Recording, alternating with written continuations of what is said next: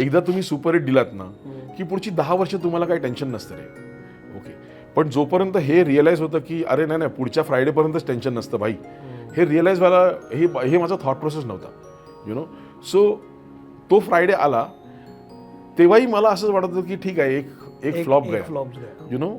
मी फार विचार नाही केला की हा फ्लॉप का गेला.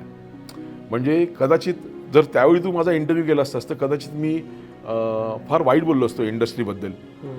पण now that I look back, मला असं वाटतं की प्यारवाली लव्ह स्टोरीवर मी काम करायला पाहिजे होतं, यु नो. प्यारवाली लव्ह स्टोरी बनवताना मी जो फालतू टाइमपास करत होतो आणि मी माझ्या हवेत जो वावरत होतो त्याच्यापेक्षा मी त्या स्क्रिप्टवर काम केलं असतं, मी त्या स्टोरीवर काम केलं असतं, मी त्या कॅरेक्टरायझेशनवर काम केलं असतं तर खूप बरं झालं असतं असं मला वाटतं. मला because I wanted to make it very big, की जेव्हा तुम्ही असा काहीतरी दुनियादारीसारखा सिनेमा देता त्याच्यानंतर तुमच्याकडे बघणाऱ्या तुमच्याकडून अपेक्षा आहेत, बरोबर, आणि त्या अपेक्षा पूर्ण करा.